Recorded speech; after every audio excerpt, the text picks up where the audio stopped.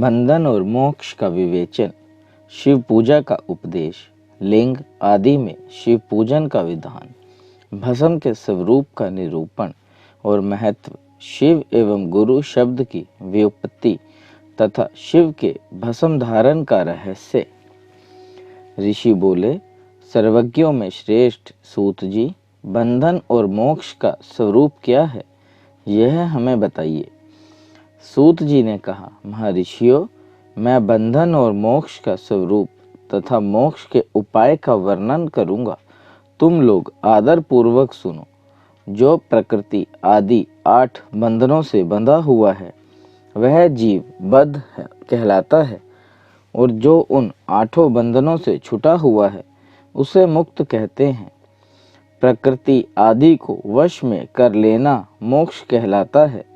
बंधन आगंतुक है और मोक्ष स्वतः सिद्ध है। बद्ध जीव जब बंधन से मुक्त हो जाता है तब उसे मुक्त जीव कहते हैं। प्रकृति, बुद्धि, महतत्व, त्रिगुणात्मक अहंकार और 5 तन मात्राएं, इन्हें ज्ञानी पुरुष प्रकृताष्ट घष्टक मानते हैं। प्रकृति आदि 8 तत्वों के समूह से देह की उत्पत्ति हुई है। देह से कर्म उत्पन्न होता है और फिर कर्म से नूतन देह की उत्पत्ति होती है। इस प्रकार बारंबार जन्म और कर्म होते रहते हैं। शरीर को स्थूल, सूक्ष्म और कारण के भेद से 3 प्रकार का जानना चाहिए। स्थूल शरीर जागृत अवस्था में व्यापार कराने वाला, सूक्ष्म शरीर जागृत और स्वप्न अवस्थाओं में इंद्रिय भोग प्रदान करने वाला तथा कारण शरीर सुषुप्तावस्था में आत्मानंद की अनुभूति कराने वाला कहा गया है। जीव को उसके बारंबार कर्मानुसार सुख दुख प्राप्त होते हैं। वह अपने पुण्य कर्म के फल स्वरूप सुख और पाप कर्मों के फल स्वरूप दुख का उपभोग करता है। अतः क्रमपाश से बंधा हुआ जीव अपने त्रिविधि शरीर से होने वाले शुभाशुभ कर्मों द्वारा सदा चक्र की भांति बारंबार घुमाया जाता है। इस चक्रवात भ्रमण की निवृत्ति के लिए चक्रकर्ता का सत्वन एवं आराधना करनी चाहिए। प्रकृति आदि जो 8 पाश बताए गए हैं उनका समुदाय ही महाचक्र है, और जो प्रकृति से परे हैं वह परमात्मा शिव हैं। भगवान शिव ही प्रकृति द्वारा महाचक्र के कर्ता हैं, क्योंकि वह प्रकृति से परे हैं। जैसे बकायन नामक वृक्ष का थाला जल को पीता और उगलता है, उसी प्रकार शिव प्रकृति आदि को अपने वश में करके उस पर शासन करते हैं। उन्होंने सबको वश में कर लिया है, इसलिए वह शिव कहे गए हैं। शिव ही सर्वज्ञ, परिपूर्ण तथा निस्वार्थ हैं। सर्वज्ञता, तृप्ति, अनादि, बोध, स्वतंत्रता, नित्य, अलुप्त, शक्ति से संयुक्त होना और अपने भीतर अनंत शक्तियों को धारण करना, महेश्वर के इन 6 प्रकार के मानसिक ऐश्वर्यों को केवल वेद जानता है। अतः भगवान शिव के अनुग्रह से ही प्रकृति आदि 8 तत्व वश में होते हैं। भगवान शिव का कृपया प्रसाद प्राप्त करने के लिए उन्हीं का पूजन करना चाहिए। यदि कहें शिव तो परिपूर्ण हैं, निस्वार्थ हैं, उनकी पूजा कैसे हो सकती है, तो इसका उत्तर यह है कि भगवान शिव के उद्देश्य से उनकी प्रसन्नता के लिए किया हुआ सत्कर्म उनके कृपया प्रसाद को प्राप्त कराने वाला होता है। शिवलिंग में, शिव की प्रतिमा में तथा शिव भक्त जनों में शिव की भावना करके उनकी प्रसन्नता के लिए पूजा करनी चाहिए। वह पूजन शरीर से, मन से, वाणी से और धन से भी किया जा सकता है।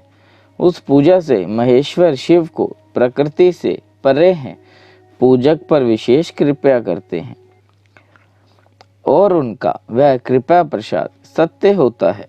शिव की कृपा से कर्म आदि सभी बंधन अपने वश में हो जाते हैं। कर्म से लेकर प्रकृति पर्यतन सब कुछ जब वश में हो जाता है तब वह जीव मुक्त कहलाता है और स्वात्माराम से विराजमान होता है।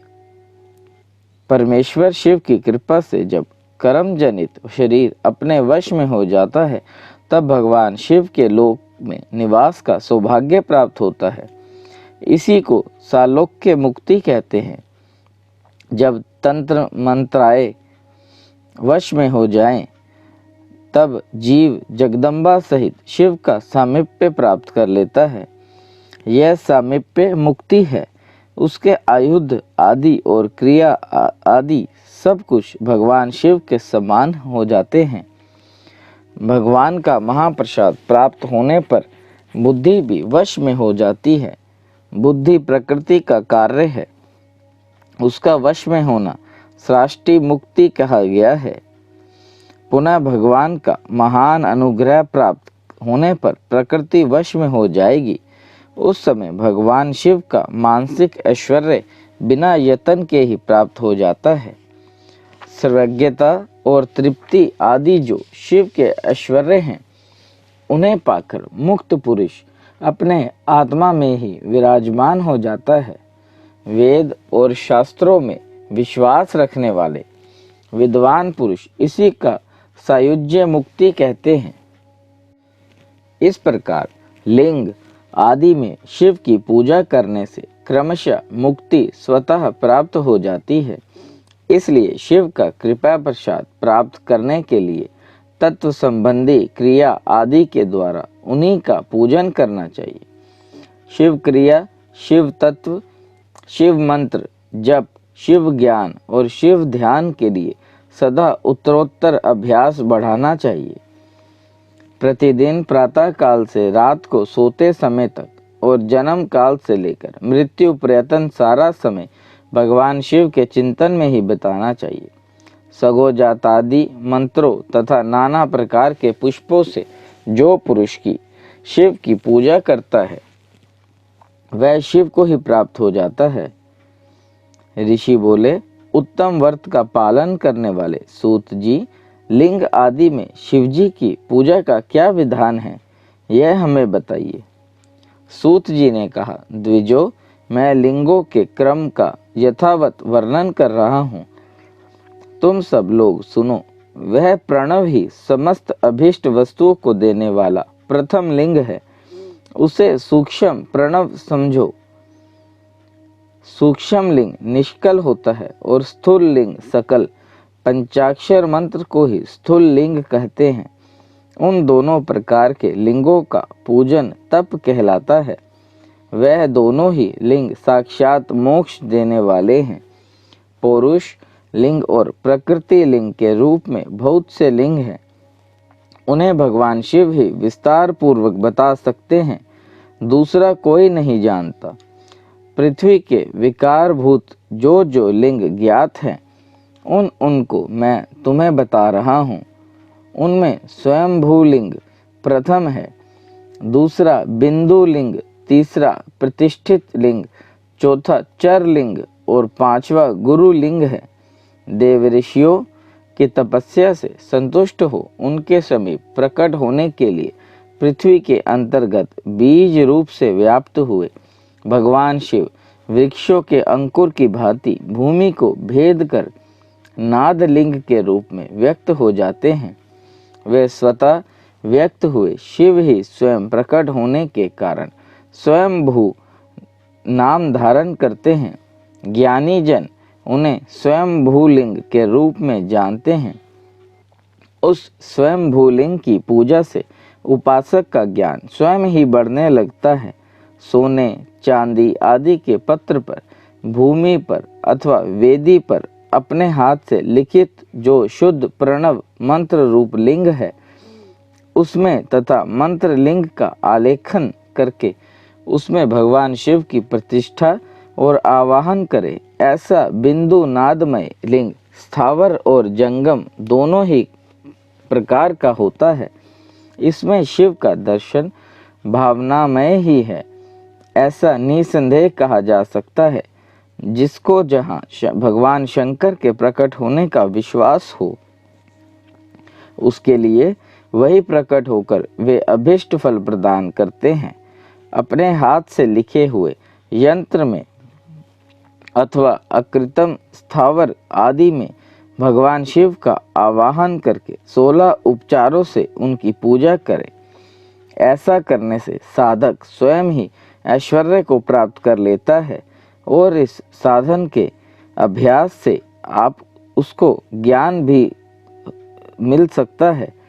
देवताओं और ऋषियों ने आत्मसिद्धि के लिए अपने हाथ से वैदिक मंत्रों के उच्चारण पूर्वक शुद्ध मंडल में शुद्ध भावना द्वारा जिस उत्तम शिवलिंग की स्थापना की है उसे पौरुष लिंग कहते हैं तथा वह प्रतिष्ठित लिंग कहलाता है। उस लिंग की पूजा करने से सदा पौरुष ऐश्वर्य की प्राप्ति होती है। महान ब्राह्मण और महाधनी राजा किसी कारीगर से शिवलिंग का निर्माण कराकर जो मंत्र पूर्वक उसकी स्थापना करते हैं, उनके द्वारा स्थापित हुआ वह लिंग भी प्रतिष्ठित लिंग कहलाता है, किंतु वह प्राकृत लिंग है, इसलिए प्राकृत ऐश्वर्य भोग को ही देने वाला होता है। जो शक्तिशाली और नित्य होता है उसे पौरुष कहते हैं तथा जो दुर्लभ और अनित्य होता है वह प्राकृत्य कहलाता है। लिंग, नाभि, जीवा, नासाग्रह भाग और शिखा के क्रम से कटी, हृदय और मस्तक तीनों स्थानों में जो लिंग की भावना की गई है उस आध्यात्मिक लिंग को ही चर लिंग कहते हैं। पर्वत को पौरुष लिंग बताया गया है और भूतल को विद्वान पुरुष प्राकृति लिंग मानते हैं। वृक्ष आदि को पौरुष लिंग जानना चाहिए और गुल्म को प्राकृति लिंग, साठी नामक धान्य को प्राकृत लिंग समझना चाहिए और अगहनी एवं गेहूं को पौरुष लिंग, अनीमा आदि 8 सिद्धियों को देव ने देने वाले जो ऐश्वर्य हैं उसे पौरुष ऐश्वर्य जानना चाहिए। सुंदर स्त्री तथा धन आदि विषयों को आसक्त पुरुष प्राकृत ऐश्वर्य कहते हैं। चर लिंगों में सबसे प्रथम रसलिंग का वर्णन किया जाता है। रसलिंग ब्राह्मणों को उनकी सारी अभिष्ट वस्तुओं को देने वाला है। शुभ कारक बाण लिंग क्षत्रियों को महान राज्य की प्राप्ति कराने वाला है। स्वर्ण लिंग वैश्यों को महाधनपति का पद प्रदान कराने वाला तथा सुंदर शिवलिंग शूद्रों को महाशुद्धि देने वाला है। स्फटिकमय लिंग तथा बाण लिंग सब लोगों को उनकी समस्त कामनाएं प्रदान करते हैं। अपना ना हो तो दूसरे के स्फटिक या बाण लिंग भी पूजा के लिए निषिद्ध नहीं है। स्त्रियों विशेषता सद भावनाओं के लिए पार्थिव लिंग की पूजा का विधान है। प्रवृत्ति मार्ग में स्थित विधवाओं के लिए स्फटिक लिंग की पूजा बताई गई है, परंतु विरक्त विधवाओं के लिए रसलिंग की पूजा को ही श्रेष्ठ कहा गया है। उत्तम व्रत का पालन करने वाले महर्षियों बचपन में, जवानी में और बुढ़ापे में भी शुद्ध स्फटिक में शिवलिंग का पूजन स्त्रियों को समस्त भोग प्रदान करने वाला है। घरासक्त स्त्रियों के लिए पीठ पूजा भीतल पर संपूर्ण अभिष्ट को देने वाली है। प्रवृत्ति मार्ग में चलने वाला पुरुष सुपात्र गुरु के सहयोग से ही समस्त पूजा का कर्म संपन्न करते हैं। इष्ट देव का अभिषेक करने के पश्चात अग्नि के चावल से बने हुए खीर आदि पकवानों द्वारा नैवेद्य अर्पण करें। पूजा के अंत में शिवलिंग को संपुट में पधार कर घर के भीतर पृथक रख दें। जो निर्वृत्ति मार्गी पुरुष है उनके लिए हाथ पर ही शिवलिंग का पूजा का विधान है। उन्हें भिक्षादि से प्राप्त हुए अपने भोजन को ही नैवेद्य रूप में निवेदित करना चाहिए। निर्वित पुरुषों के लिए सूक्ष्म लिंग ही श्रेष्ठ बताया जाता है। वे विभूति के द्वारा पूजन करें और विभूति को ही नैवेद्य रूप से निवेदित भी करें। पूजा करके उस लिंग को सदा अपने मस्तक पर धारण करें। विभूति 3 प्रकार की बताई गई है, लोकांगनी जनित, वेदांगनी जनित और शिवांगनी जनित। लोकांगनी जनित या लौकिक भस्म को द्रव्यों की शुद्धि के लिए लाकर रखें। मिट्टी, लकड़ी और लोहे के पात्रों की, धान्यों की, तिल आदि द्रव्यों की, वस्त्र आदि की तथा प्रयोषित वस्तुओं की भस्म से शुद्धि होती है। कुत्ते आदि से दूषित हुए पात्रों की भी भस्म से ही शुद्धि मानी गई है। वस्तु विशेष की शुद्धि के लिए यथा योग्य सजल अथवा निर्जल भस्म का उपयोग करना चाहिए। वेदांगनी जनित जो भस्म है उसको उन वैदिक कर्मों के अंत में धारण करना चाहिए। मंत्र और क्रिया से जनित जो होम कर्म है वह अग्नि में भस्म का रूप धारण करता है। उस भस्म को धारण करने से वह कर्म आत्मा में आरोपित हो जाता है। अघोर मूर्तिधारी शिव का जो अपना मंत्र है उसे पढ़कर बेल की लकड़ी को जलाएं। उस मंत्र से अभिमंत्रित अग्नि को शिवांगनी कहा गया है। उसके द्वारा जल हुए काष्ठक का जो भस्म है वह शिवांगनी जनित है। कपिला गाय के गोबर अथवा गाय मात्र के गोबर को तथा शमी, पीपल, पलाश, बड़, अमलतास और बेर इनकी लकड़ियों की शिवांगनी से जलाएं। वह शुद्ध भस्म शिवांगनी जनित माना गया है। अथवा कुश की अग्नि में शिव मंत्र के उच्चारण पूर्वक काष्ठ को जलाएं। फिर उस भस्म को कपड़े से अच्छी तरह छानकर नए घड़े में भरकर रख दे। उसे समय समय पर अपनी कांति या शोभा की वृद्धि के लिए धारण करे। ऐसा करने वाला पुरुष सम्मानित एवं पूजित होता है। पूर्व काल में भगवान शिव ने भस्म शब्द का ऐसा ही अर्थ प्रकट किया था।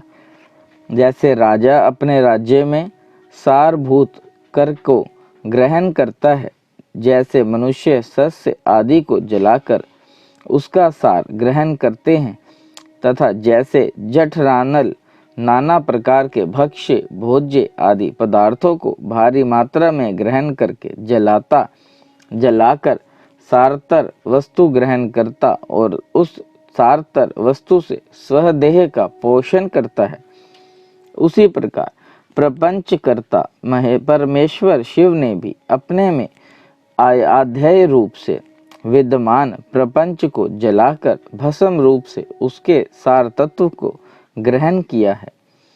प्रपंच को दग्ध करके शिव ने उसके भस्म को अपने शरीर में लगाया है। राख भभूत पोतने के बहाने जगत के सार को ही ग्रहण किया है।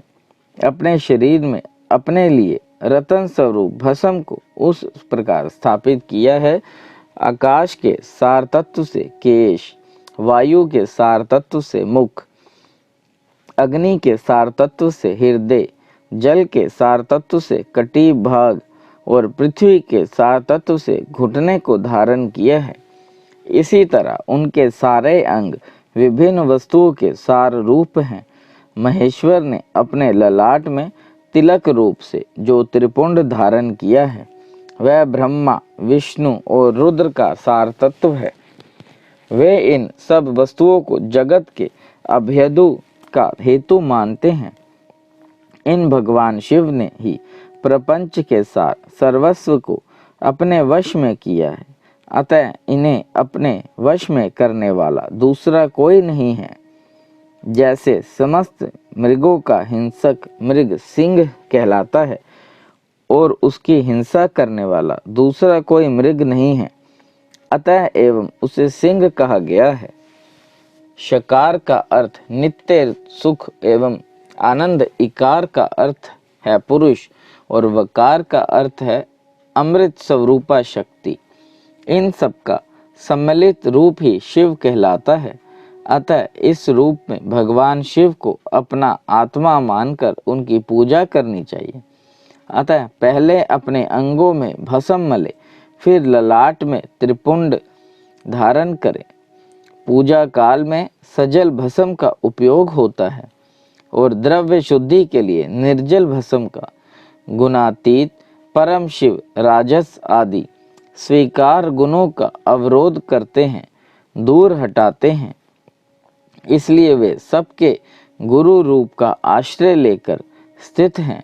गुरु विश्वासी शिष्यों के तीनों गुणों को पहले दूर करके फिर उन्हें शिव तत्व का बोध कराते हैं, इसलिए गुरु कहलाते हैं। गुरु की पूजा परमात्मा शिव की ही पूजा है। गुर के उपयोग से बचा हुआ सारा पदार्थ आत्मशुद्धि करने वाला होता है। गुरु की आज्ञा के बिना उपयोग में लाया हुआ सब कुछ वैसा ही है जैसे चोर चोरी करके लाई हुई वस्तु का उपयोग करता है। गुरु से भी विशेष ज्ञानवान पुरुष मिल जाए तो उसे भी यत्न पूर्वक गुरु बना लेना चाहिए। अज्ञान रूपी बंधन से छूटना ही जीवन मात्र के लिए साध्य पुरुषार्थ है। अतः जो विशेष ज्ञानवान है वही जीव को उस बंधन से छुड़ा सकता है। जन्म और मरण रूप द्वंद्व को भगवान शिव की माया ने ही अर्पित किया है। जो इन दोनों को शिव की माया को ही अर्पित कर देता है वह फिर शरीर के बंधन में नहीं पड़ता। जब तक शरीर रहता है तब तक जो क्रिया के ही अधीन है वह जीव बद्ध कहलाता है। स्थूल, सूक्ष्म और कारण तीनों शरीरों को वश में कर लेने पर जीव का मोक्ष हो जाता है, ऐसा ज्ञानी पुरुषों का कथन है। माया चक्र के निर्माता भगवान शिव भी परम कारण है। वह अपनी माया के लिए दिए हुए द्वंद्व का स्वयं ही परिमार्जन करते हैं। अतः शिव के द्वारा कल्पित हुआ द्वंद्व उन्हीं को समर्पित कर देना चाहिए। जो शिव की पूजा में तत्पर हो वह मौन रहे, सत्य आदि गुणों से संयुक्त हो तथा क्रिया, जप, तप, ज्ञान और ध्यान में से एक एक का अनुष्ठान करता रहे। ऐश्वर्य, दिव्य शरीर की प्राप्ति, ज्ञान का उदय, अज्ञान का निवारण और भगवान शिव के सामीप्य का लाभ, यह क्रमशः क्रिया आदि के फल हैं। निष्काम कर्म करने से अज्ञान का निवारण हो जाने के कारण शिव भक्त पुरुषों उसके यथोक्त फल को पाता है। शिव भक्त पुरुष देश, काल, शरीर और धन के अनुसार यथा योग्य क्रिया आदि का अनुष्ठान करे, न्यायोपार्जित उत्तम धन से निवाह करे। विद्वान पुरुष शिव के स्थान में निवास करे, जीव हिंसा आदि से रहित और अत्यंत कलेश शून्य जीवन बिताते हुए पंचाक्षर मंत्र के जप से अभिमंत्रित अन्न और जल को सुख स्वरूप माना गया है। अथवा कहते हैं कि दरिद्र पुरुष के लिए भिक्षा से प्राप्त हुआ अन्न ज्ञान देने वाला होता है। शिव भक्त को भिक्षान प्राप्त हो तो वह शिव भक्ति को बढ़ाता है। शिव योगी पुरुष भिक्षान को शंभु स्तर कहते हैं। जिस किसी भी उपाय से जहाँ कहीं भी भूतल पर शुद्ध अन्न का भोजन करते हुए सदा मौन भाव से रहें और अपने साधन का रहस्य किसी भी प्रकार प्रकट ना करें, भक्तों के समक्ष ही शिव के महात्म्य को प्रकाशित करें। शिव मंत्र के रहस्य को भगवान शिव ही जानते हैं, दूसरा नहीं। बोले शंकर भगवान की जय। पार्थिव लिंग के निर्माण की रीति तथा वेद मंत्रों द्वारा उसके पूजन की विस्तृत एवं संक्षिप्त विधि का वर्णन। तदनंतरन पार्थिव लिंग की श्रेष्ठता तथा महिमा का वर्णन करके सूत जी कहते हैं, महर्षियों, अब मैं वैदिक कर्म के प्रति श्रद्धा भक्ति रखने वाले लोगों के लिए वेदोक्त मार्ग से ही पार्थिव पूजा की पद्धति का वर्णन करता हूँ। यह पूजा भोग और मोक्ष दोनों को देने वाली है। आहनिक सूत्रों में बताई हुई विधि के अनुसार विधि पूर्वक स्नान और संध्या उपासना करके पहले ब्रह्म यज्ञ करें। तत्पश्चात देवताओं, ऋषियों, सनकादि मनुष्यों और पितरों का तर्पण करें। अपनी रुचि के अनुसार संपूर्ण नित्य कर्म को पूर्ण करके शिव स्मरण पूर्वक भस्म तथा रुद्राक्ष धारण करें। तत्पश्चात संपूर्ण मनोवांछित फल की सिद्धि के लिए उचित भक्ति भावना के साथ उत्तम पार्थिव लिंग की वेदोक्त विधि से भली भांति पूजा करें। नदी या तालाब के किनारे, पर्वत पर, वन में, शिवालय में अथवा और किसी पवित्र स्थान में पार्थिव पूजा की विधि का विधान है। ब्राह्मणों शुद्ध स्थान से निकाली हुई मिट्टी को यत्न पूर्वक लाकर बड़ी सावधानी के साथ शिवलिंग का निर्माण करें। ब्राह्मण के लिए श्वेत, क्षत्रिय के लिए लाल, वैश्य के लिए पीली और शूद्र के लिए काली मिट्टी से शिवलिंग बनाने का विधान है। अथवा जहाँ जो मिट्टी मिल जाए उसी से शिवलिंग बनाएं। शिवलिंग बनाने के लिए प्रयत्न पूर्वक मिट्टी का संग्रह करके उस शुभ मृतिका का अत्यंत शुद्ध स्थान में रखें। फिर उसकी शुद्धि करके जल से सान कर पिंडी बना लें और वेदोक्त मार्ग से धीरे धीरे सुंदर पार्थिव लिंग की रचना करें। तत्पश्चात भोग और मोक्ष रूपी फल की प्राप्ति के लिए भक्ति पूर्वक उसका पूजन करें। उस पार्थिव लिंग की पूजा की जो विधि है उसे मैं विधान पूर्वक बता रहा हूँ, तुम सब लोग सुनो। ओम नमः शिवाय इस मंत्र का उच्चारण करते हुए समस्त पूजन सामग्री, इसके बाद भूर्स्यम इत्यादि मंत्र से क्षेत्र सिद्धि करें। फिर आपो समाहन इस मंत्र से जल का संस्कार करें। इसके बाद नमस्ते रुद्र इस मंत्र से स्फटिक का बंध, स्फटिक शिला का घेरा बनाने की बात कही गई है। नमः शंभवायम इस मंत्र से क्षेत्र शुद्धि और पंचामृत का प्रोक्षण करें। तत्पश्चात शिव भक्त पुरुष नमः पूर्वक नीलग्रीवायम मंत्र से शिवलिंग की उत्तम प्रतिष्ठा करें।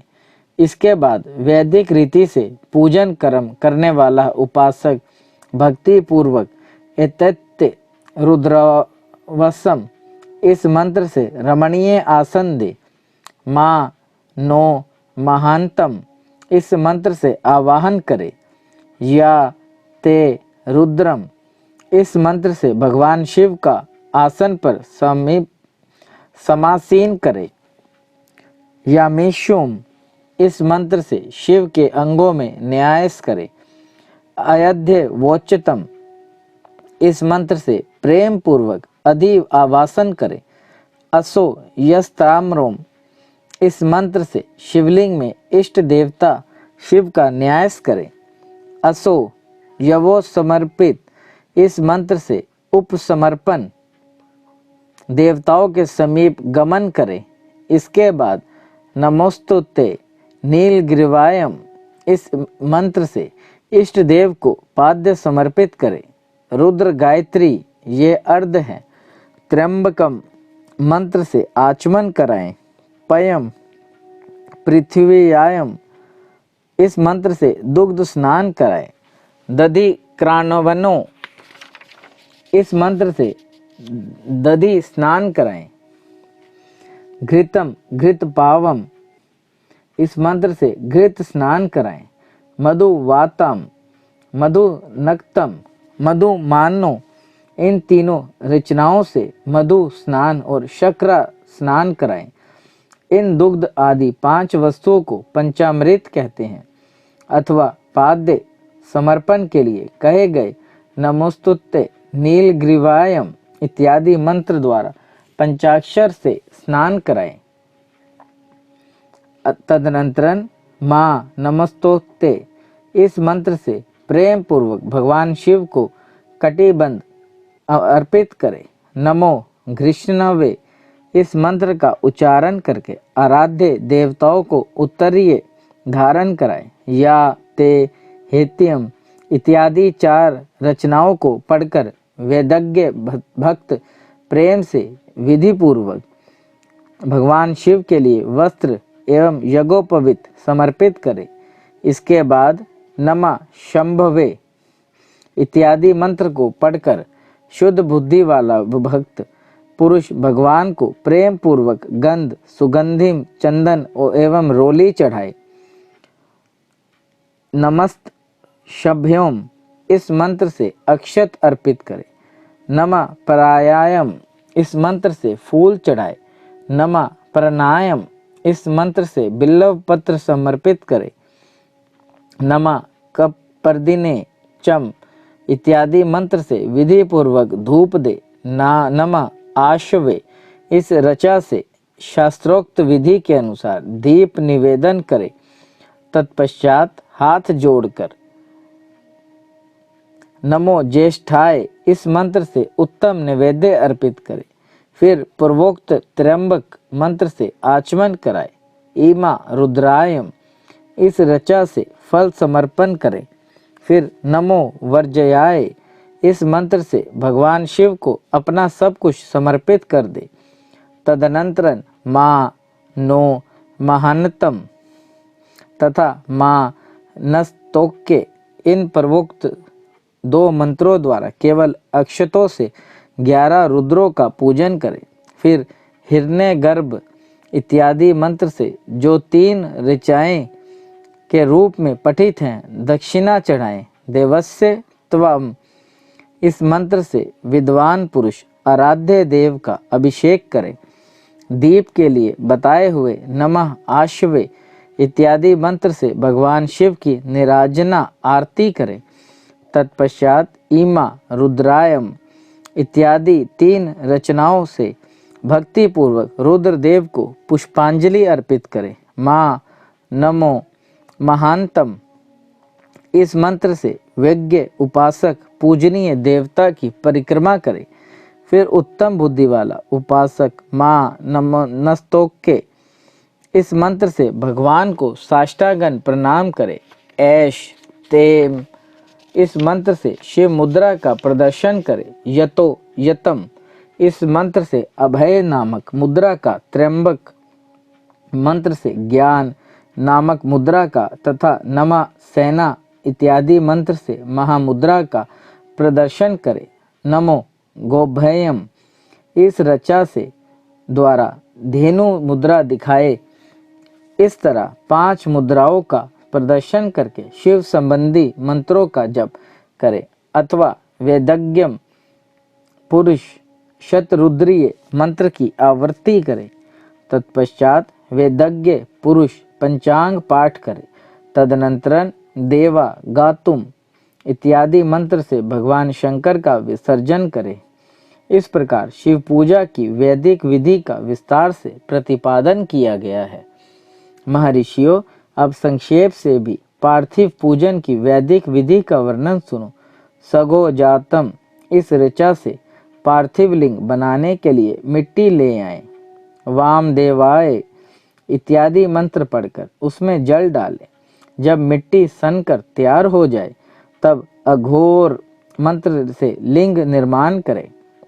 फिर तत्पुरुषायम इस मंत्र से विधिवत उसमें भगवान शिव का आवाहन करें।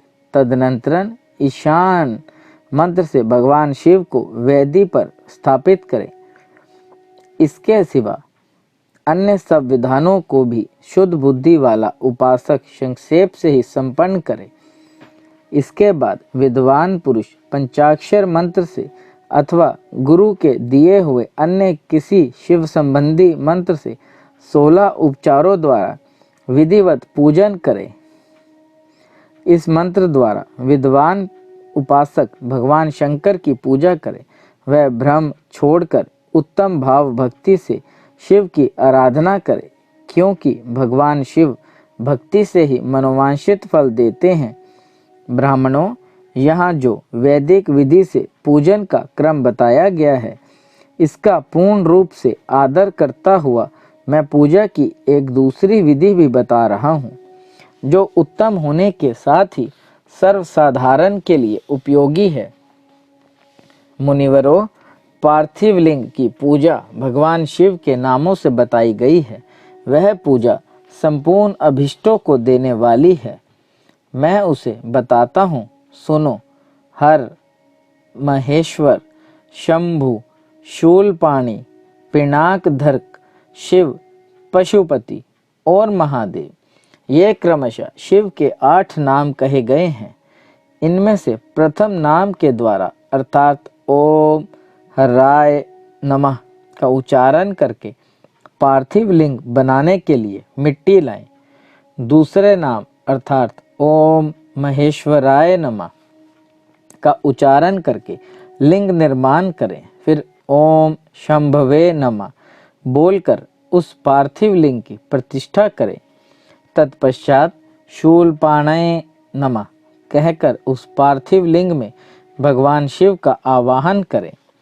ओम पिनाकधृष्य नमः कहकर उस शिवलिंग को नहलाएं। ओम शिवाय नमः बोलकर उसकी पूजा करें। फिर ओम पशुपताय नमः कहकर क्षमा प्रार्थना करें और अंत में ओम महादेवाय नमः कहकर आराध्य देव का विसर्जन कर दे। प्रत्येक नाम के आदि में ओंकार और अंत में चतुर्थी विभक्ति के साथ नमः पद लगाकर बड़े आनंद और भक्तिभाव से पूजन संबंधी सारे कार्य करने चाहिए। षडक्षर मंत्र से अंग न्यास और कर न्यास की विधि भली भांति संपन्न करके फिर नीचे लिखे अनुसार ध्यान करें। जो कैलाश पर्वत पर एक सुंदर सिंहासन के मध्य भाग में विराजमान है, जिनके वाम भाग में भगवती उमा उनसे सटकर बैठी हुई हैं, सनक सनंदन आदि भक्तिजन जिनकी पूजा कर रहे हैं तथा जो भक्तों के दुख रूपी दावानल को नष्ट कर देने वाले अप्रेमय शक्तिशाली ईश्वर है, उन विश्व विभूषण भगवान शिव का चिंतन करना चाहिए। भगवान महेश्वर का प्रतिदिन इस प्रकार ध्यान करें। उनकी अंग कांति चांदी के पर्वत की भांति गोर है। वे अपने मस्तक पर मनोहर चंद्रमा का मुकुट धारण करते हैं। रत्नों के आभूषण धारण करने से उनका श्री अंग और भी उदासित हो उठा है। उनके 4 हाथों में क्रमशः परशु, मृग मुद्रा, वर एवं अभय मुद्रा सुशोभित है। वे सदा प्रसन्न रहते हैं, कमल के आसन पर बैठे हैं और देवता लोग चारों ओर खड़े होकर उनकी स्तुति कर रहे हैं। उन्होंने वस्त्र की जगह व्याघ्र चम्र धारण कर रखा है। वे इस विश्व के आदि हैं, बीज कारण रूप हैं तथा सबका समस्त भय हर लेने वाले हैं। उनके 5 मुख हैं और प्रत्येक मुखमंडल में 3-3 नेत्र हैं। इस प्रकार ध्यान तथा उत्तम पार्थिव लिंग का पूजन करके गुरु के दिए हुए पंचाक्षर मंत्र का विधि पूर्वक जप करें। विप्रवरों, विद्वान पुरुष को चाहिए कि वह देवेश्वर शिव को प्रणाम करके नाना प्रकार की स्तुतियों द्वारा उनका सत्वन करे तथा शतरुद्रीय यजु अध्याय के मंत्रों का पाठ करे। तत्पश्चात अंजलि में अक्षत और फूल लेकर उत्तम भक्ति भाव से निम्नांकित मंत्रों को पढ़ते हुए प्रेम और प्रसन्नता के साथ भगवान शंकर इससे इस प्रकार प्रार्थना करें। सबको सुख देने वाले कृपा निधान भूतनाथ शिव, मैं आपका हूँ। आपके गुणों में ही मेरा प्राण बसते हैं अथवा आपके गुण ही मेरे प्राण, मेरे जीवन सर्वस्व हैं। मेरा चित्त सदा आपके ही चिंतन में लगा रहता है। यह जानकर मुझ पर प्रसन्न होइए। कृपया कीजिए शंकर, मैं अनजान में अथवा जानबूझकर यदि कभी आपका जप और पूजन आदि किया हो तो आपकी कृपा से वह सफल हो जाए। गौरीनाथ, मैं आधुनिक युग का महान पापी हूँ, पतित हूँ और आप सदा से ही परम महान पतित पावन हैं।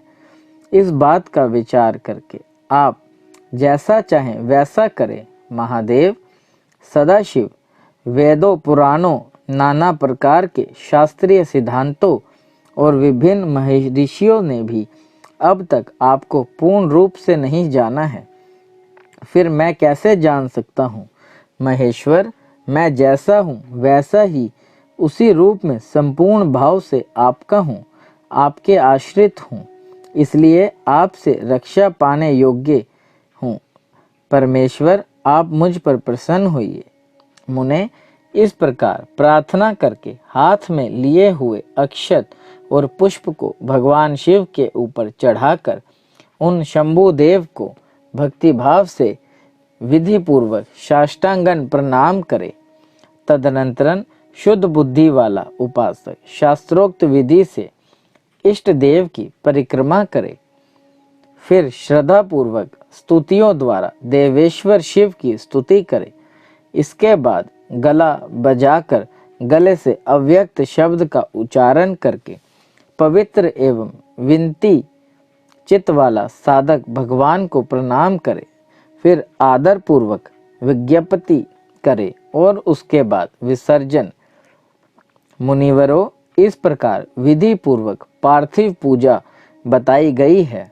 वह भोग और मोक्ष देने वाली तथा भगवान शिव के प्रति भक्ति भाव को बढ़ाने वाली है। बोले शंकर भगवान की जय। देव देव महादेव करुणा निधान भक्त वत्सल्य शिव शंकर भोलेनाथ प्रसन्न होइए त्रिलोकीनाथ। सदैव अपने चरणाविंदों में लगाए रखे, सद्बुद्धि प्रदान करे। सृष्टि के कर्ता धर्ता संहार हरता, आपसे ही जीवन आपसे ही मरण महादेव। बच्चा पुलनहार तुसी बख्शनहार त्रिलोकीनाथ। भूल चूक माफ करे, सदैव अपने चरणाविंदों में लगाए रखे। श्री शिव महापुराण पढ़ने सुनने की आज्ञा प्रदान करे। जाने अनजाने में कुछ भी गलती हुई हो उसके लिए क्षमा करे। हर हर महादेव। बोले शंकर भगवान की जय। पार्थिव पूजा की महिमा, शिव नैवेद्य भक्षण के विषय में निर्णय तथा विल्लभ का महात्म्य। तदनंतरण ऋषियों के पूछने पर किस कामना की पूर्ति के लिए कितने पार्थिव लिंगों की पूजा करनी चाहिए, इस विषय का वर्णन करके सूत जी बोले, महर्षियों, पार्थिव लिंगों की पूजा कोटि कोटि यज्ञों का फल देने वाली है। कलयुग में लोगों के लिए शिवलिंग पूजन जैसा श्रेष्ठ दिखाई देता है वैसा दूसरा कोई साधन नहीं है। यह समस्त शास्त्रों का निश्चित सिद्धांत है। शिवलिंग भोग और मोक्ष देने वाला है। लिंग 3 प्रकार के कहे गए हैं, उत्तम, मध्यम और अधम। जो 4 अंगुल ऊंचा और देखने में सुंदर हो तथा वेदी से युक्त हो, उस शिवलिंग को शास्त्रज्ञ महर्षियों ने उत्तम कहा है। उससे आधा मध्यम और उससे आधा अधम माना गया है। इस तरह 3 प्रकार के शिवलिंग कहे गए हैं जो उत्तरोत्तर श्रेष्ठ हैं। ब्राह्मण, क्षत्रिय, वैश्य, शूद्र अथवा विलोम संकर कोई भी क्यों ना हो, वह अपने अधिकार के अनुसार वैदिक अथवा तांत्रिक मंत्र से सदा आदर पूर्वक शिवलिंग की पूजा करे। ब्राह्मणों, महर्षियों, अधिक कहने से क्या लाभ। शिवलिंग का पूजन करने में स्त्रियों का तथा अन्य सब लोगों का भी अधिकार है। द्विजों के लिए वैदिक पद्धति से ही शिवलिंग की पूजा करना श्रेष्ठ है, परंतु अन्य लोगों के लिए वैदिक मार्ग से पूजा करने की सम्मति नहीं है। वेदज्ञ द्विजों को वैदिक मार्ग से ही पूजन करना चाहिए, अन्य मार्ग से नहीं। यह भगवान शिव का कथन है। दधीचि और गौतम आदि के श्राप से जिनका चित्त दग्ध हो गया है, उन द्विजों की वैदिक कर्म में श्रद्धा नहीं होती। जो मनुष्य वेदों तथा स्मृतियों में कहे हुए सत्कर्मों की अवहेलना करके दूसरे कर्मों को करने लगता है, उसका मनोरथ कभी सफल नहीं होता। इस प्रकार विधि पूर्वक भगवान शंकर का नैवेद्यांत पूजन करके उनकी त्रिभुवनमयी 8 मूर्तियों का भी वही पूजन करें।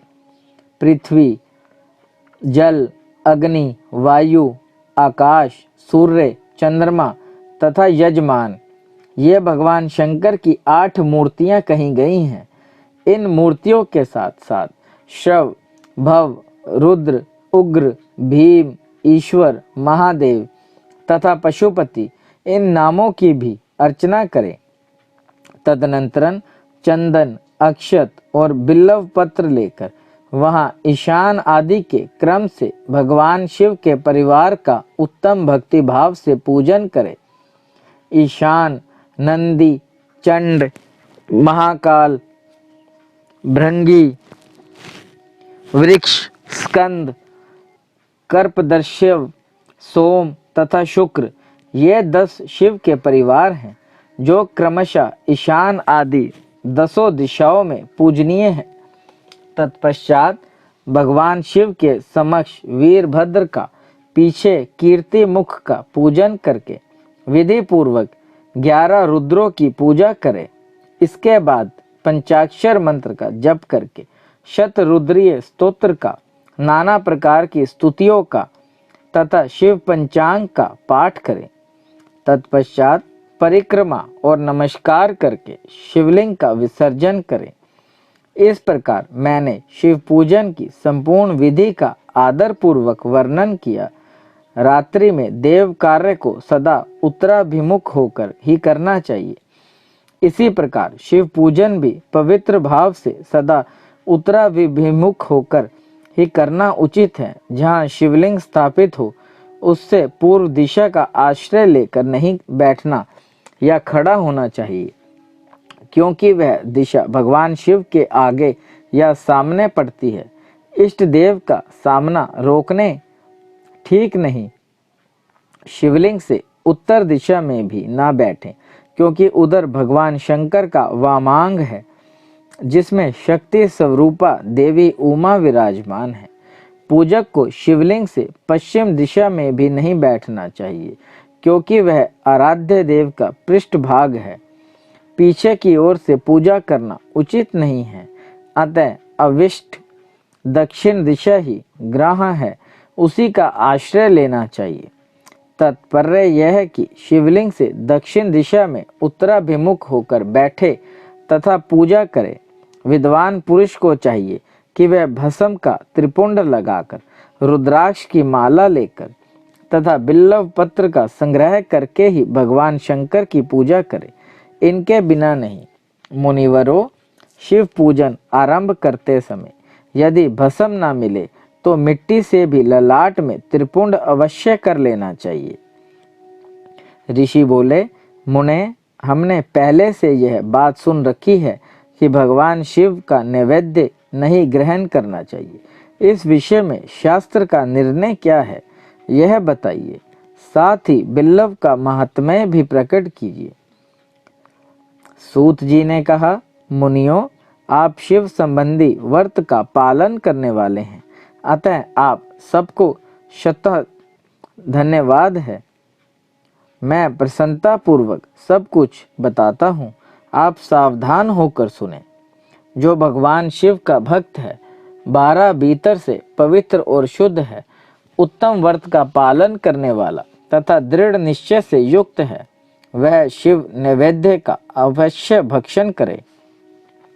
भगवान शिव का नैवेद्य अग्राह्य है, इस भावना को मन से निकाल दे।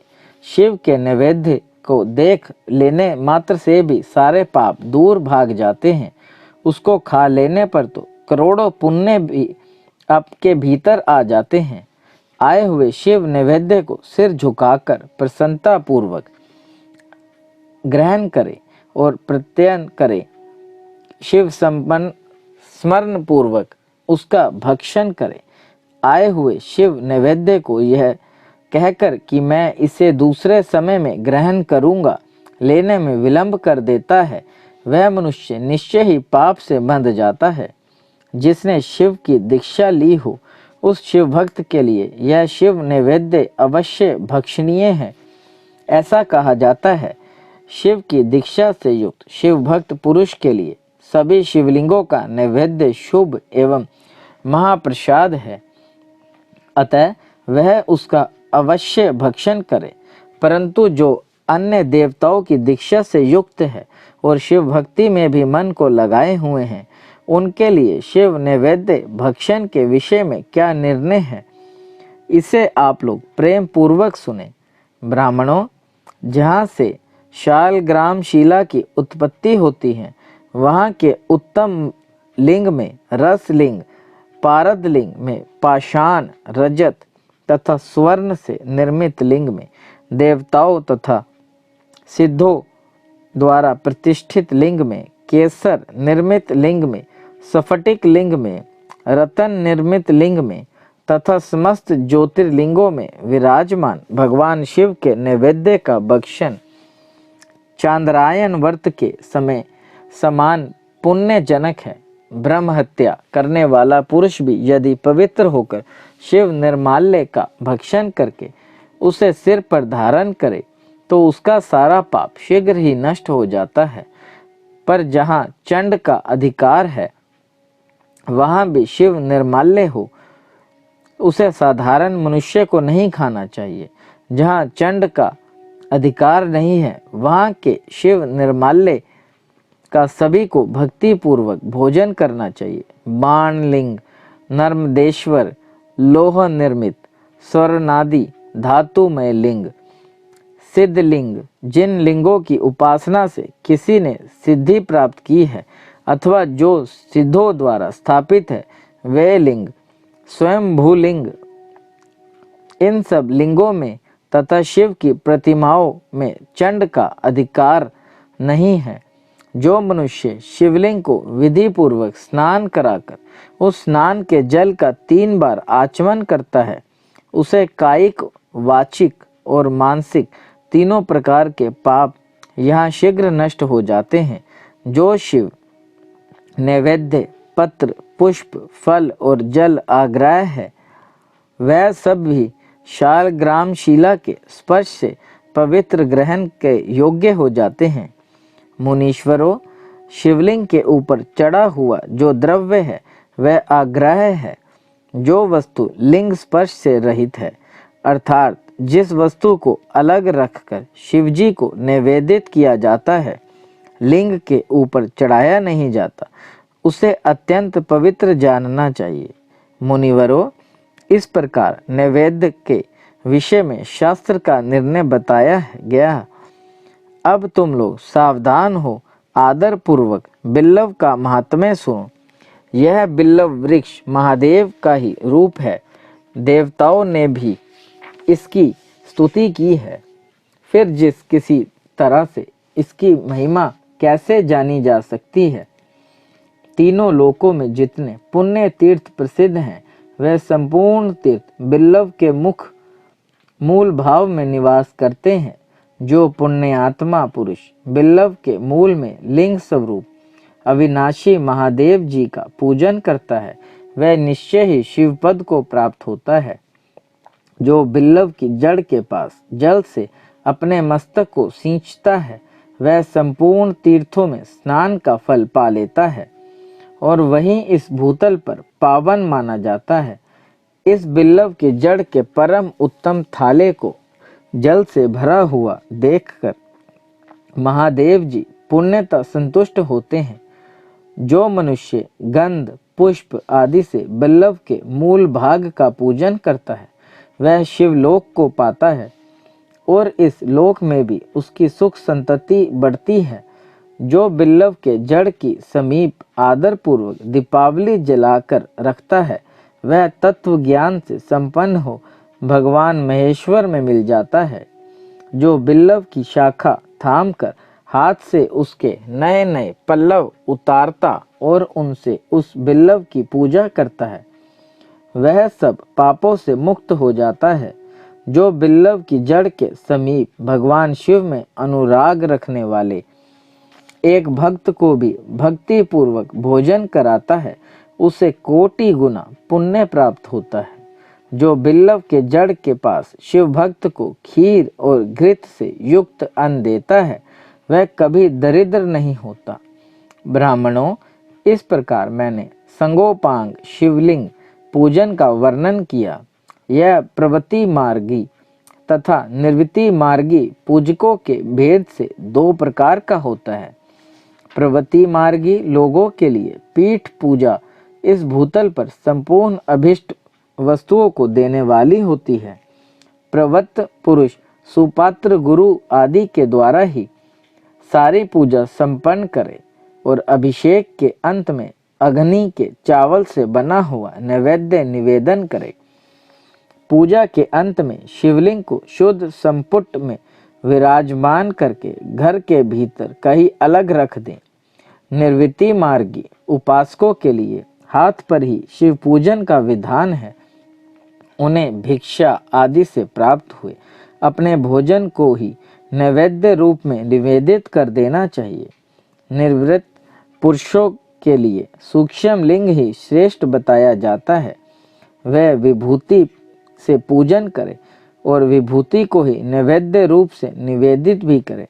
पूजा करके उस लिंग को अपने मस्तक पर धारण करे। हर हर महादेव। बोले शंकर भगवान की जय। ओम नमः शिवाय। शिव नाम जप तथा भस्म धारण की महिमा, त्रिपुंड के देवता तथा स्थान आदि का प्रतिपादन। ऋषि बोले, महाभाग्य व्यास शिष्य सूत जी, आपको नमस्कार है। अब आप उस परम उत्तम भस्म महात्म्य का ही वर्णन कीजिए। भस्म महात्म्य, रुद्राक्ष महात्म्य तथा उत्तम नाम महात्म्य, इन तीनों का परम प्रसन्नता पूर्वक प्रतिपादन कीजिए और अपने हृदय को आनंद दीजिए।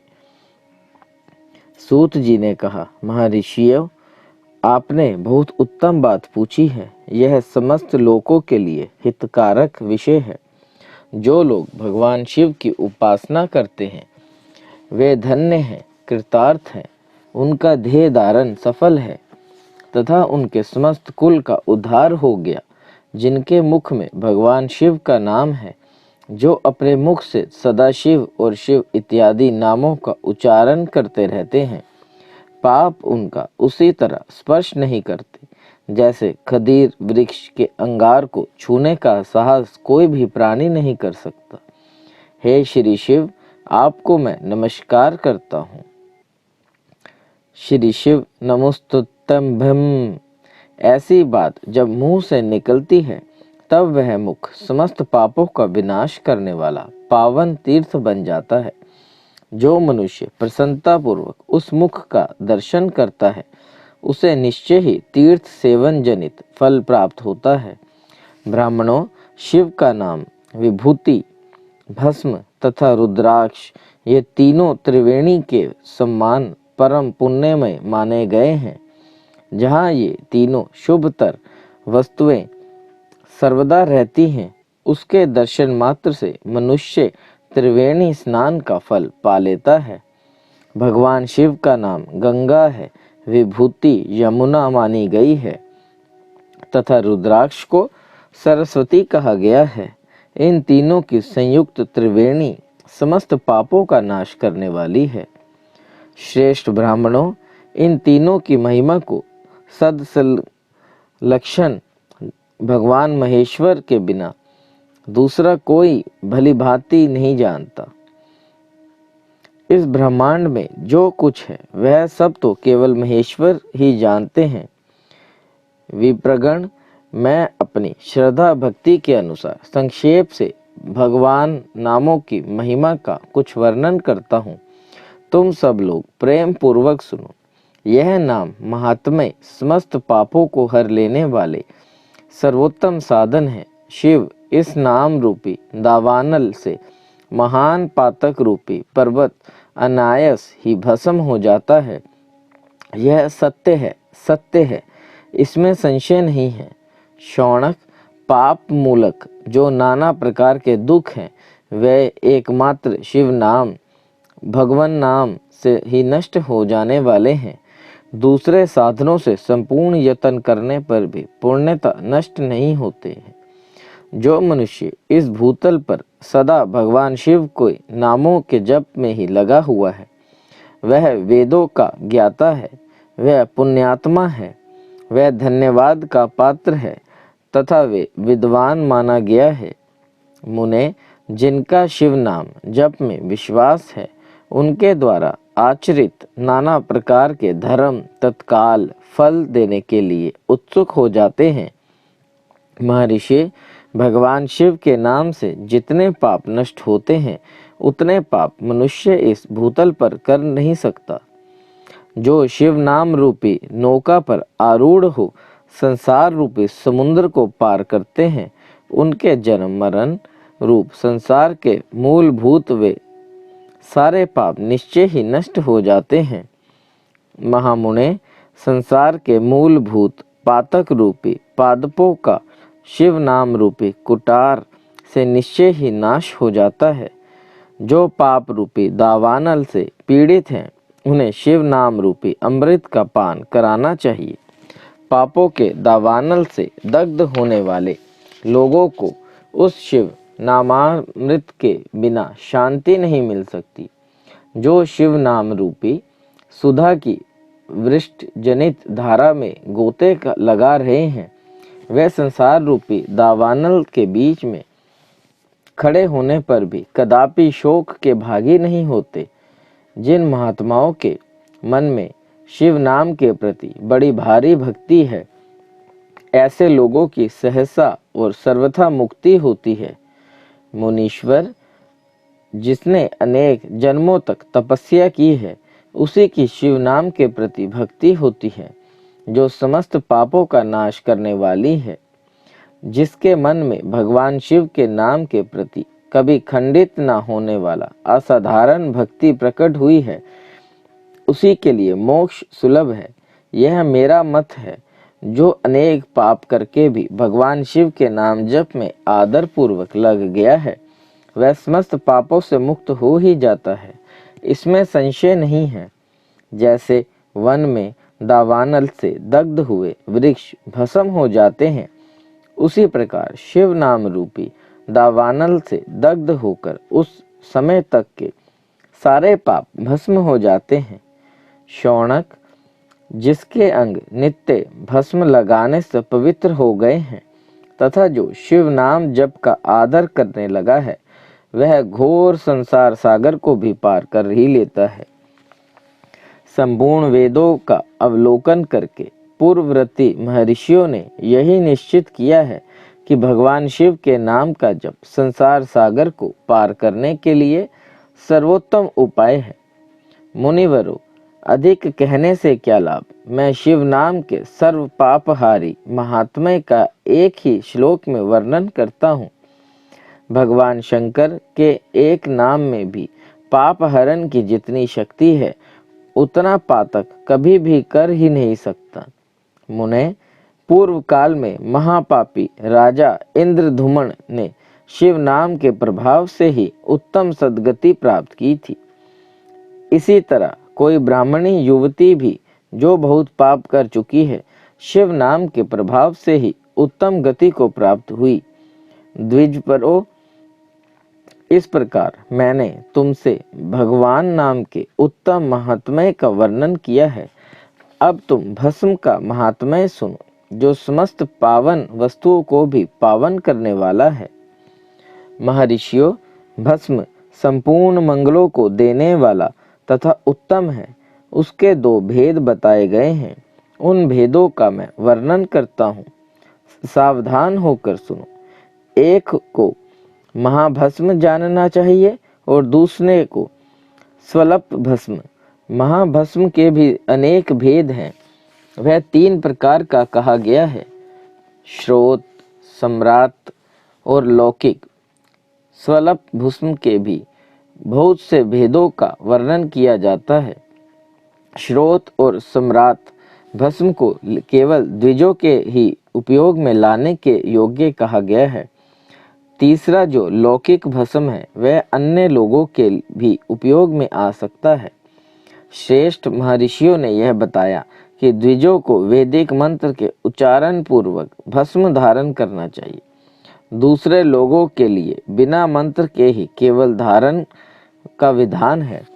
जले हुए गोबर से प्रकट होने वाला भस्म आगन्य कहलाता है। महामुने, वह भी त्रिपुंड का द्रव्य है, ऐसा कहा गया है।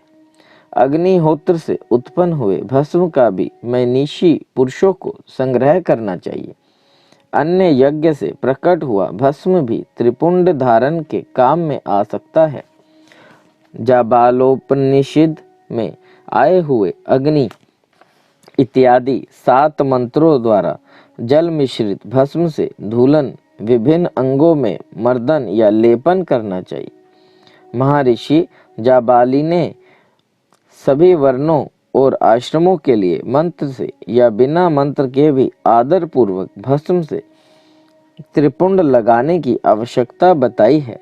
समस्त अंगों में सजल भस्म को मलना अथवा विभिन्न अंगों में तिरछा त्रिपुंड लगाना, इन कार्यों को मोक्षार्थी पुरुष प्रमाद से भी न छोड़े, ऐसा श्रुति का आदेश है।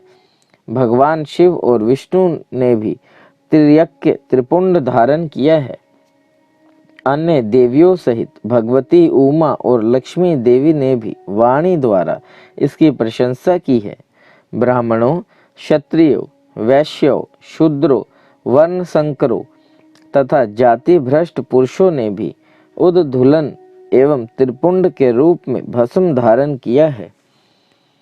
इसके पश्चात भस्म धारण तथा त्रिपुंड की महिमा एवं विधि बताकर सूत जी ने फिर कहा, महर्षियों, इस तरह मैंने संक्षेप से त्रिपुंड का महात्म्य बताया है।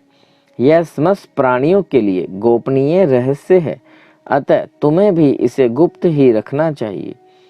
मुनिवरों, ललाट आदि सभी निर्दिष्ट स्थानों में जो भस्म से 3 तिरछी रेखाएं बनाई जाती हैं, उन्हीं को विद्वानों ने त्रिपुंड कहा है। बाहों के मध्य भाग में लेकर जहाँ तक बाहों का अंत है, उतना बड़ा त्रिपुंड ललाट में धारण करना चाहिए। मध्यम और अनामिका उंगली से 2 रेखाएं करके बीच में अंगुष्ठ द्वारा प्रतिलोभ भाव से की गई रेखा त्रिपुंड कहलाती है। अथवा बीच की 3 अंगुलियों से भस्म लेकर यत्न पूर्वक भक्ति भाव से ललाट में त्रिपुंड धारण करे। त्रिपुंड अत्यंत उत्तम तथा भोग और मोक्ष को देने वाला है। त्रिपुंड की 3 रेखाओं में से प्रत्येक के 9 देवता हैं, जो सभी अंगों में स्थित हैं। मैं उनका परिचय देता हूँ, सावधान होकर सुनो। मुनिवरों, प्रणव का प्रथम अक्षर अकार, ग्रह पतन्य, अग्नि, पृथ्वी, धर्म, रजोगुण, ऋग्वेद, क्रिया शक्ति, प्रातः सवन तथा महादेव, ये त्रिपुंड के प्रथम रेखा के 9 देवता हैं। यह बात शिव दीक्षा पारायण पुरुषों को अच्छी तरह समझ लेनी चाहिए। प्रणव का दूसरा अक्षर उकार दक्षिणांगिन है। आकाश, सत्वगुण, रजोगुण, रजोवेद, मध्यम दिन सवन, इच्छा शक्ति, अंतरात्मा तथा महेश्वर, ये दूसरी रेखा के 9 देवता हैं। प्रणव का तीसरा अक्षर मकार आवाहनीय अग्नि, परमात्मा, तमोगुण, घूलोक, ज्ञान शक्ति, सामदेव, तृतीय सवन तथा शिव, ये 3 रेखाओं के 9 देवता हैं। इस प्रकार स्थान देवताओं को उत्तम भक्ति भाव से नित्य नमस्कार करके स्नान आदि से शुद्ध हुआ पुरुष यदि त्रिपुंड धारण करे तो भोग और मोक्ष को भी प्राप्त कर लेता है। मुनीश्वरों, यह संपूर्ण अंगों में स्थान देवता बताए गए हैं। अब उनके संबंधी स्थान बताता हूँ, भक्ति पूर्वक सुनो। 32, 16, 8 अथवा 5 स्थानों में त्रिपुंड का न्यास करें। मस्तक, ललाट, दोनों कान, दोनों नेत्र, दोनों नासिका, मुख, कंठ, दोनों हाथों, दोनों कोहनी, दोनों कलाई, हृदय, दोनों पार्श्व भाग, नाभि, दोनों अंडकोश, दोनों उरु, दोनों गुल्फ, दोनों घुटने, दोनों पिंडली और दोनों पैर ये 32 केवल 20 उत्तम स्थान हैं। इनमें क्रमशः अग्नि, जल, पृथ्वी, वायु, 10 दिक्ष प्रदेश, 10 दिक्पाल तथा 8 वसुओं का निवास है। धर, ध्रुव, सोम, आप, अनिल, अनल, प्रत्यक्षु और प्रभास ये 8 वसु कहे गए हैं।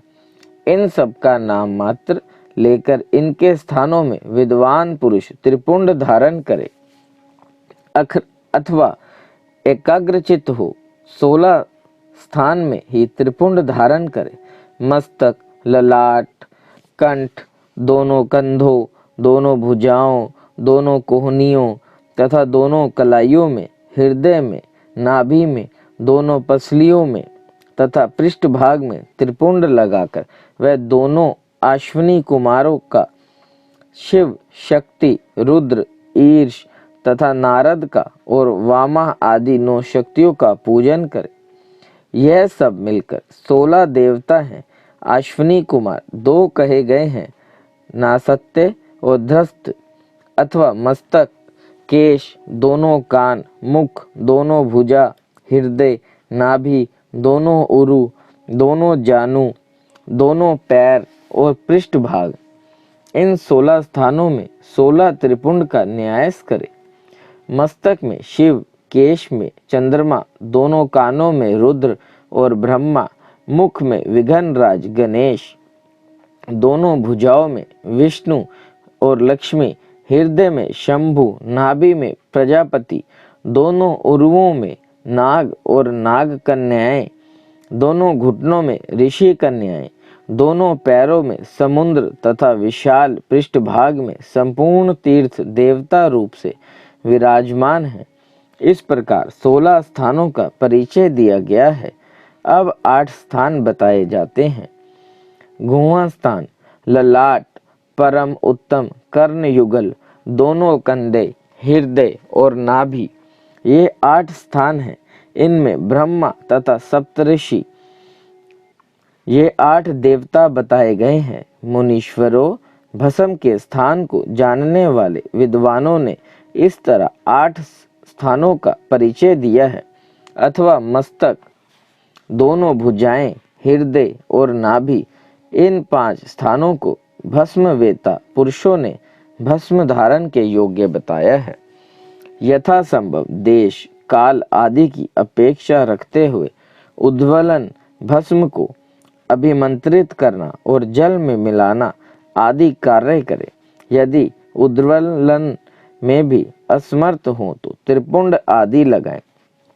त्रिनेत्रधारी, तीनों गुणों के आधार तथा तीनों देवताओं के जनक भगवान शिव का स्मरण करते हुए नमः शिवाय कहकर ललाट में त्रिपुंड लगाएं। ईर्ष्याभ्याम नमः ऐसा कहकर दोनों पार्श्व भागों में त्रिपुंड धारण करें।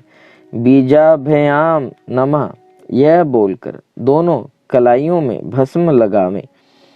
पितृभ्याम नमः कहकर नीचे के अंग में, उमेशाभ्याम नमः कहकर ऊपर के अंग में तथा भीममाय नमः कहकर पीठ में और फिर सिर के पीछे भाग में त्रिपुंड लगाना चाहिए। बोले शंकर भगवान की जय। रुद्राक्ष धारण की महिमा तथा उसके विविध भेदों का वर्णन सूत जी कहते हैं। महाप्राज्ञ महामते शिव रूप शौनक, अब मैं संक्षेप से रुद्राक्ष का महात्म्य बता रहा हूँ। सुनो, रुद्राक्ष शिव को बहुत ही प्रिय है। इसे परम पावन समझना चाहिए। रुद्राक्ष के दर्शन से, स्पर्श से तथा उस पर जप करने से वह समस्त पापों का अपहरण करने वाला माना गया है। मुने, पूर्व काल में परमात्मा शिव ने समस्त लोकों का उपकार करने के लिए देवी पार्वती के सामने रुद्राक्ष की महिमा का वर्णन किया था। भगवान शिव बोले, महेश्वरी शिवे, मैं तुम्हारे प्रेमवश भक्तों के हित में कामना से रुद्राक्ष की महिमा का वर्णन करता हूँ। सुनो महेशाणी, पूर्व काल की बात है। मैं मन को संयम में रखकर हजारों दिव्य वर्षों तक घोर तपस्या में लगा रहा। एक दिन सहसा मेरा मन शुद्ध हो उठा। परमेश्वरी, मैं संपूर्ण लोकों का उपकार करने वाला स्वतंत्र परमेश्वर हूँ।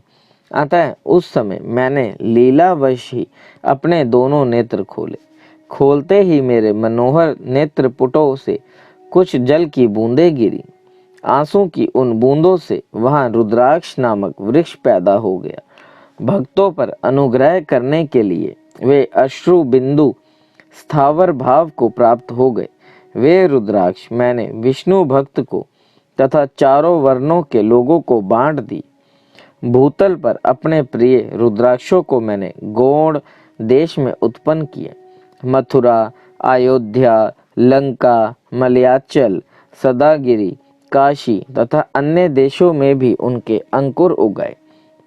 वे उत्तम रुद्राक्ष असहाय पाप समूहों का भेदन करने वाला तथा श्रुतियों के भी प्रेरक है। मेरी आज्ञा से वे ब्राह्मण, क्षत्रिय, वैश्य और शूद्र जाति के भेद से इस भूतल पर प्रकट हुए।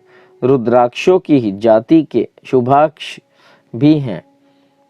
उन ब्राह्मण नादी जाति वाले रुद्राक्षों के वर्ण श्वेत, रक्त, पीत तथा कृष्ण जानने चाहिए।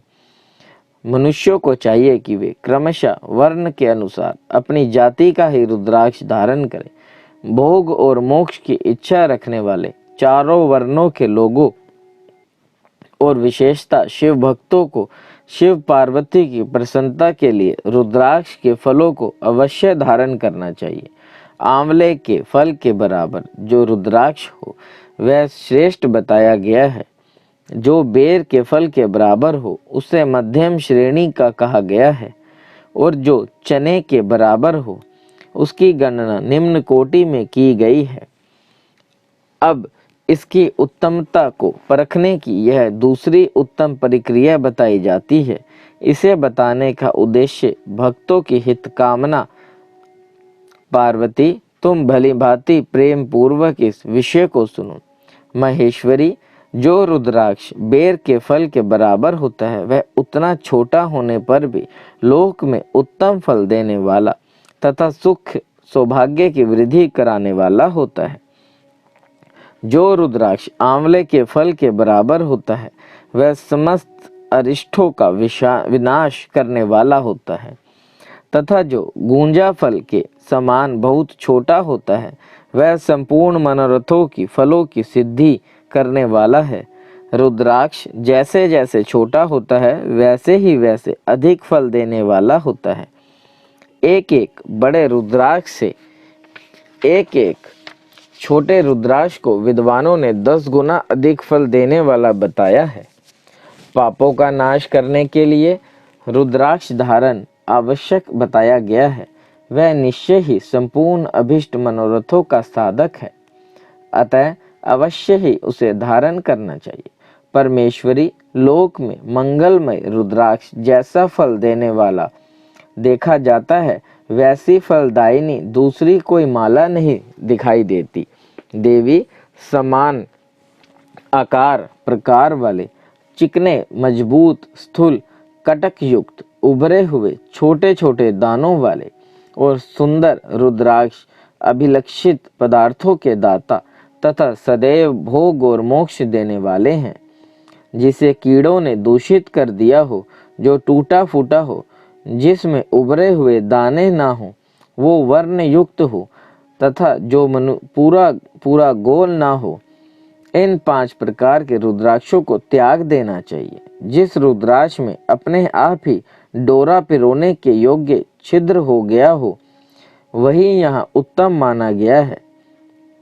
जिसमें मनुष्य के प्रयत्न से छेद किया गया हो वह मध्यम श्रेणी का होता है। रुद्राक्ष धारण बड़े बड़े पातकों का नाश करने वाला है। इस जगत में 1100 रुद्राक्ष धारण करके मनुष्य जिस फल को पाता है उसका वर्णन सैकड़ों वर्षों में भी नहीं किया जा सकता। भक्तिमान्य पुरुष 550 रुद्राक्ष के दानों का सुंदर मुकुट बना ले और उसे सिर पर धारण करे। 360 दानों का लंबे सूत्र में पिरोकर एक हार बना ले, वैसे वैसे 3 हार बनाकर भक्ति पारायण पुरुष उनका यजोपवीत तैयार करे और उसे यथास्थान धारण किए रहे। इसके बाद किस अंग में कितने रुद्राक्ष धारण करने चाहिए यह बताकर सूत जी बोले, महर्षियों, सिर पर ईशान मंत्र से, कान में तत्पुरुष मंत्र से तथा गले और हृदय में अघोर मंत्र से रुद्राक्ष धारण करना चाहिए। विद्वान दोनों हाथों में अघोर बीज मंत्र से रुद्राक्ष धारण करे। उदर पर वामदेव मंत्र से 15 रुद्राक्षों द्वारा गुथी हुई माला धारण करके अथवा अंगों सहित प्रणव का 5 बार जप करके रुद्राक्ष की 3, 5 या 7 मालाएं धारण करे अथवा मूल मंत्र नमः शिवाय से ही समस्त रुद्राक्षों को धारण करे। रुद्राक्षधारी पुरुष अपने खान पान में मदिरा, मांस, लहसुन, प्याज, सहीजन, लिसोड़ा आदि को त्याग दे। गिरिराज नंदिनी में श्वेत रुद्राक्ष केवल ब्राह्मणों को ही धारण करना चाहिए। गहरे लाल रंग का रुद्राक्ष क्षत्रियों के लिए हितकारक बताया गया है। वैश्यों के लिए प्रतिदिन बारंबार पीले रुद्राक्ष को धारण करना चाहिए और शूद्रों को काले रंग का रुद्राक्ष धारण करना चाहिए। यह वेदोक्त मार्ग है। ब्रह्मचारी, वानप्रस्थ, गृहस्थ और सन्यासी सबको नियम पूर्वक रुद्राक्ष धारण करना उचित है। इसे धारण करने का सौभाग्य बड़े पुण्य से प्राप्त होता है। उनमें पहले आंवले के बराबर और फिर उससे भी छोटे रुद्राक्ष धारण करे। जो रोगी हो, जिनमें दाने ना हो, जिन्हें कीड़ों ने खा लिया हो, जिनमें पिरोने योग्य छेद ना हो, ऐसे रुद्राक्ष मंगलाकांक्षी पुरुषों को नहीं धारण करने चाहिए। रुद्राक्ष मेरा मंगलमय लिंग विग्रह है। वह अंत गोताब्द चने के बराबर लघुतर होता है। सूक्ष्म रुद्राक्ष को ही सदा प्रशस्त माना गया है। सभी आश्रमों, समस्त वर्णों, स्त्रियों और शूद्रों को भी भगवान शिव की आज्ञा के अनुसार सदैव रुद्राक्ष धारण करना चाहिए।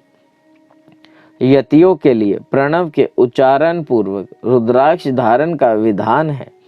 जिसके ललाट में त्रिपुंड लगा हो और सभी अंग रुद्राक्ष से विभूषित हो तथा जो मृत्युंजय मंत्र का जप कर रहा हो, उसका दर्शन करने से साक्षात रुद्र के दर्शन का फल प्राप्त होता है।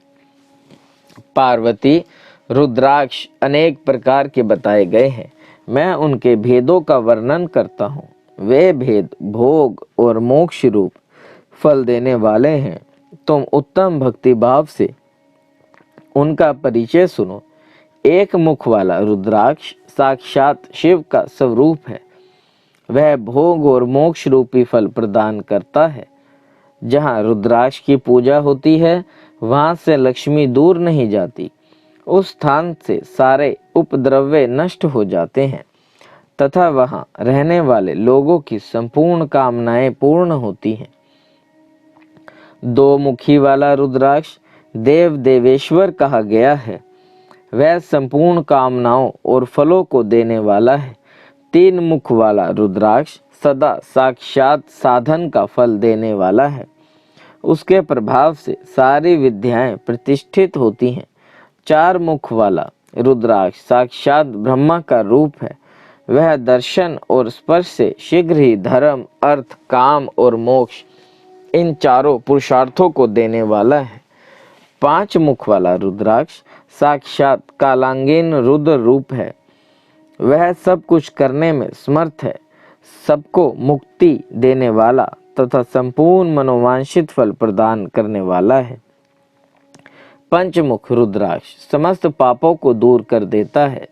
6 मुखों वाला रुद्राक्ष कार्तिकेय का स्वरूप है। यदि दाहिने बाह में उसे धारण किया जाए तो धारण करने वाला मनुष्य ब्रह्म हत्या आदि पापों से मुक्त हो जाता है। इसमें संशय नहीं है। महेश्वरी 7 मुख वाला रुद्राक्ष अनंग स्वरूप और अनंग नाम से ही प्रसिद्ध है। देवेशी उसको धारण करने से दरिद्र भी ऐश्वर्यशाली हो जाता है। 8 मुख वाला रुद्राक्ष अष्टमूर्ति भैरव रूप है। उसको धारण करने से मनुष्य पुण्यायन होता है और मृत्यु के पश्चात शूलधारी शंकर हो जाता है। 9 मुख वाले रुद्राक्ष को भैरव तथा कपिल मुनि का प्रतीक माना गया है, अथवा 9 रूप धारण करने वाली महेश्वरी दुर्गा उसकी अधिष्ठात्री देवी मानी गई है। जो मनुष्य भक्ति पारायण हो अपने बाएं हाथ में नवमुख रुद्राक्ष को धारण करता है, वह निश्चय ही मेरे समान सर्वेश्वर है, इसमें संशय नहीं है। महेश्वरी 10 मुख वाला रुद्राक्ष साक्षात भगवान विष्णु का रूप है। देवेशी उसको धारण करने से मनुष्य की संपूर्ण कामनाएं पूर्ण हो जाती हैं। परमेश्वरी 11 मुख वाला जो रुद्राक्ष है वह रुद्र रूप है। उसको धारण करने से मनुष्य सर्वत्र विजयी होता है। 12 मुख वाला रुद्राक्ष को केश प्रदेश में धारण करें। उसके धारण करने से मानो मस्तक पर 12 आदित्य विराजमान हो जाते हैं। 13 मुख वाला रुद्राक्ष विश्व देवों का स्वरूप है। उसको धारण करके मनुष्य संपूर्ण अभिष्टों को पाता तथा सौभाग्य और मंगल लाभ करता है। 14 मुख वालों जो रुद्राक्ष हैं वह परम शिव स्वरूप हैं। उसे भक्ति पूर्वक मस्तक पर धारण करे, इससे समस्त पापों का नाश हो जाता है। गिरिराज कुमारी, इस प्रकार मुखों के भेद से रुद्राक्ष के 14 भेद बताए गए हैं। अब तुम क्रमशः उन रुद्राक्षों के धारण करने के मंत्रों को प्रसन्नता पूर्वक सुनो। ओम ह्रीं नमः, ओम नमः, ओम कली नमः, ओम ह्रीं नमः, ओम ह्रीं नमः, ओम ह्रीं हुं नमः, ओम हुं नमः, ओम हुं नमः, ओम ह्रीं हुं नमः, ओम ह्रीं नमः, ओम ह्रीं हुं नमः, ओम क्रो श्रो रोम नमः, ओम ह्रीं नमः, ओम नमः। इन 14 मंत्रों द्वारा क्रमशः 1 से लेकर 14 मुख वाले रुद्राक्ष को धारण करने का विधान है। साधक को चाहिए कि वह निद्रा और आलस्य का त्याग करके श्रद्धा भक्ति से संपन्न हो। संपूर्ण मनोरथों की सिद्धि के लिए उक्त मंत्रों द्वारा उन रुद्राक्षों को धारण करें। रुद्राक्ष की माला धारण करने वाले पुरुष को देखकर भूत, प्रेत, पिशाच, डाकिनी, शांकिनी तथा जो अन्य द्रोहकासी राक्षस आदि हैं, वे सब के सब दूर भाग जाते हैं। जो कृतम अभिचार आदि प्रयुक्त होते हैं, वे सब रुद्राक्षधारी को देखकर संशक हो दूर खिसक जाते हैं। पार्वती रुद्राक्ष मालाधारी पुरुष को देखकर मैं शिव, भगवान विष्णु, देवी दुर्गा, गणेश, सूर्य और अन्य देवता भी प्रसन्न हो जाते हैं। महेश्वरी, इस प्रकार रुद्राक्ष की महिमा को जानकर धर्म की वृद्धि के लिए भक्ति पूर्वक पूर्वोक्त मंत्रों द्वारा विधिवत उसे धारण करना चाहिए। मुनिवर, भगवान शिव ने देवी पार्वती के सामने जो कुछ कहा था वह सब तुम्हारे प्रश्न के अनुसार मैंने कह सुनाया। मुनीश्वरों, मैंने तुम्हारे समक्ष इस विद्येश्वर संहिता का वर्णन किया है। यह संहिता संपूर्ण सिद्धियों को देने वाली तथा भगवान शिव की आज्ञा से नित्य मोक्ष प्रदान करने वाली है। बोले शंकर भगवान की जय।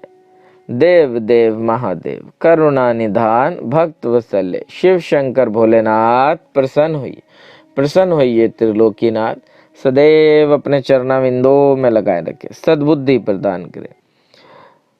महादेव, विद्येश्वर संहिता संपूर्ण कोई भी भूल चूक हुई हो उसके लिए क्षमा करे मेरे प्रभु।